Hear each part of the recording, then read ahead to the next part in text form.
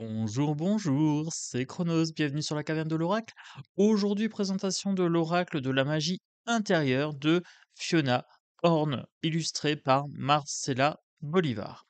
Donc c'est la première pépite dont je vous avais parlé. Voilà. Donc pour les gens qui me découvrent, n'hésitez pas, abonnez-vous, likez, partagez, commentez, mettez la petite cloche de notification. Pour les gens qui me suivent régulièrement, fidèles au poste, merci d'être là.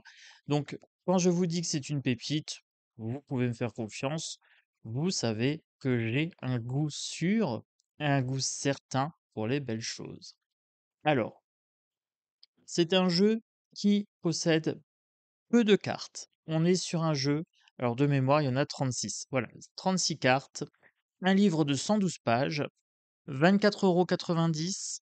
Le livret fait le travail, donc livret en couleur, papier, je dirais effet peau de pêche, c'est écrit en grand. On a des petits rituels en plus, donc je trouve ça vraiment plutôt pas mal. Et on a le numéro de carte avec le mot-clé dessus. Voilà. Donc le livret fait le travail. Édition Vega, ouvrez la porte vers vos vérités cachées. Et derrière chaque porte, trouvez la lumière qui éclairera votre chemin et vous guidera. Cet oracle vous invite à la contemplation et constitue un miroir pour votre âme qui vous permettra de véritablement mieux vous connaître. Soyez ouvert à cela, vous méritez mieux qu'une solution provisoire. Chaque carte revêt un aspect magique puisqu'elle propose un rituel fondé sur la sagesse des sorcières dont vous pourrez bénéficier. Vous n'êtes pas obligé d'observer le rituel, mais vous aurez sans doute envie d'accomplir un peu de magie en vous plongeant dans ces cartes et ainsi faire vos premiers pas sur le chemin de la sorcière.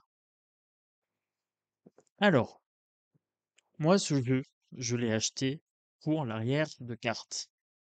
Voilà, c'est une clé. Voilà, et vous connaissez mon penchant pour Hécate, la déesse des clés. Donc tout simplement, l'arrière de carte, magnifique. Rien que ça, je mets 20 sur 10. Voilà, oui, je suis un ouf. Allez, on est parti. Tranche blanche, grand format de carte pelliculé, donc ça va plutôt bien vieillir. Vous avez ici le nom de la carte, vous avez le numéro au-dessus, numéro 1, numéro 16. Donc je m'en suis servi un petit peu pour voir si ça répondait bien. Ça répond très très bien. Donc ici, Avenoir, Avenir, faites la paix avec votre passé. Si on ne fait pas la paix avec son passé, eh bien, on a un avenir qui est noir, Avenoir. Donc c'est assez facile à retenir. Après, on prendra une carte et puis je vous lirai ce qui est écrit dans le bouquin pour vous montrer un petit peu ce que ça donne. Ici, Mérac, embrassez votre unité avec l'univers. Donc les cartes sont un petit peu sombres. C'est un univers magie, un petit peu obscur. Tout est dans votre tête. Carte embrasement. Alors, je vais peut-être juste bouger un petit peu le câble parce que sinon je ne vois pas mes cartes, voilà, sur l'écran. Hop, c'est parti. Opulence, à diriger. Oranda, honore, honorez votre force mystique et créatrice. Alors là, vous voyez, c'est assez sombre, hein. On a des gouttes de sang ici.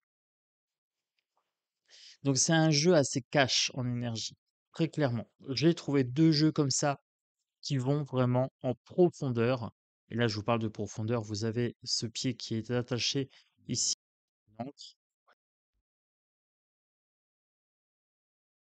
Tout problème a sa solution. C'est paradisiaque. Votre place est au paradis. Alors aujourd'hui, j'ai mis mon peignoir, hein, il fait un peu frisqué. Phénomène. Restez immobile et écoutez les esprits. Sorcière, la magie que vous recherchez se trouve en vous. Laissez-la déferler. Très très belle celle-ci, j'aime beaucoup. Je les aime toutes. Très sincèrement, je les aime toutes. Bon, il y en a qui sont un peu flippantes, comme celle-ci. Changez votre façon de voir, purifiez-vous et restaurez-vous avec détox.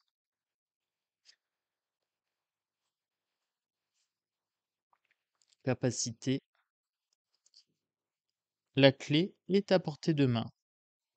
Et donc là, vous avez une petite clé ici, avec une branche qui sort et qui vous la tend. Avec là, une petite figure de gargouille. C'est vraiment très très sympa. La carte de l'oubli. Ouvrez les bras.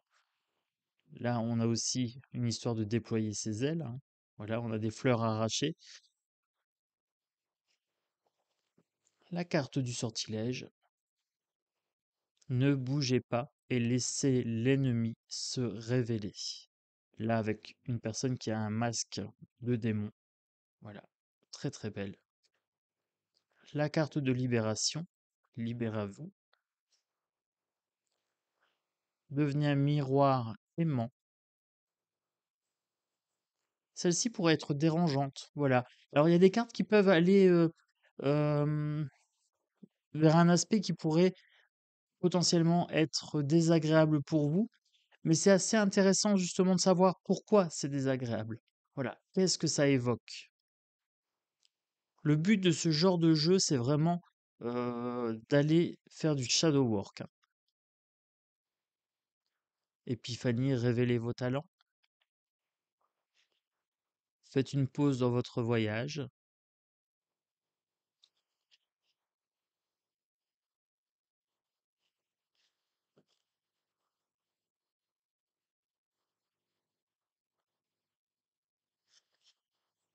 Tout en parfait équilibre. Eunoia, euphorie, honorez-vous avec ce masque un petit peu terrifiant, mais en même temps blanc, un peu pureté. Voilà, donc c'est assez sympa de voir comment ça évoque certaines choses. Alors là, pour le coup, moi, je vois les cartes à l'envers sur l'écran, mais vous me direz en commentaire si certaines cartes peuvent peut-être vous déranger ou certaines cartes vous attirent. Vous me direz ce que vous pensez de ce jeu. Ah, je vous avais dit, hein, c'est une pépite, mais je vous ai pas dit que ça allait être un jeu facile en énergie. Acceptation parfaite, ça m'a dit. Là, on est sur un concept bouddhiste avec samadhi. Sérendipité. Suivez le courant. La solitude. Seul mais pas esselé. Faites de vos rêves une réalité. Tangibilité. Lucidité. Aimez l'obscurité.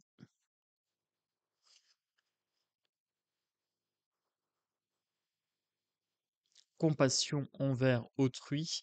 Donc là, vous voyez, ça sort de son œil, hein, carrément. C'est vraiment euh, assez violent en énergie pour cette carte-là, par exemple. Celle-ci, j'aime beaucoup. Qu'importe votre choix, ce sera le bon. Et là, on est vraiment sur une carte de Hécate, la déesse des choix, la déesse des carrefours. Et ici, on a la clé, hein. Voilà. Donc là, vous avez toutes les clés inversées, et puis là, vous avez une clé à l'endroit. La mosaïque, laissez le hasard jouer son rôle créatif dans votre vie. Laissez grandir l'amour. Là, avec la tête de mort ici, hein, c'est un petit peu effrayant, quoi. Maximus, comment nourrir les autres si votre propre table est vide? Donc ça, c'est ce que je dis souvent. Bienveillance absolue envers moi-même, c'est d'utilité publique. Si je vais bien, je peux accompagner l'autre. Voyez? Et là, c'est un petit peu cette maxime qui a été reprise. La carte de protection. Posez vos limites personnelles. La résilience. Laissez le passé partir en fumée. Naze, sentez-vous aimé et fier. On va prendre une carte. Donc au niveau du format, elles sont quand même un petit peu grandes, mais ça va. J'ai déjà vu des cartes beaucoup plus grandes que ça, hein. Mais là, vous voyez, je suis pas tendu, mais moi j'ai des grandes mains. Donc pour les petites mains, ça peut peut-être être un format, ça dépend comment elles sont petites, vos mains. Voilà. Alors, on va prendre celle-ci. Bien sûr, celle que je vous ai dit, qui est un petit peu dérangeante, eh bien, on va voir peut-être pourquoi. C'est celle où la feuille sort ici. Compassion envers autrui. Page 34. Alors, numéro 34.